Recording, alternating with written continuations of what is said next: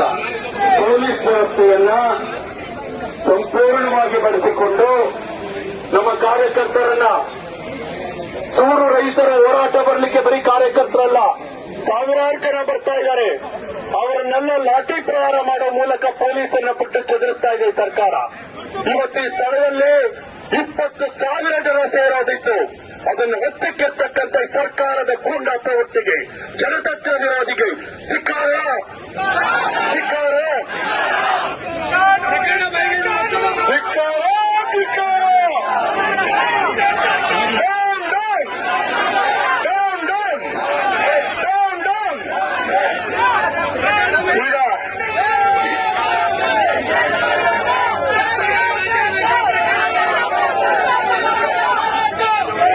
ಈಗ ಈ ಒಂದು ಪ್ರತಿಭಟನಾ ಸಭೆಯನ್ನು ಉದ್ದೇಶಿಸಿ ಕರ್ನಾಟಕ ರಾಜ್ಯದ ಮಹಿಳಾ ಮೋರ್ಚಾದ ಅಧ್ಯಕ್ಷರಾಗಿರ್ತಕ್ಕಂಥ ಶ್ರೀಮತಿ ಮಂಜುಳಾ ಅವರು ಮಾತನಾಡಬೇಕಂತ ಕೋರ್ತಾ ಇದ್ದೇವೆ.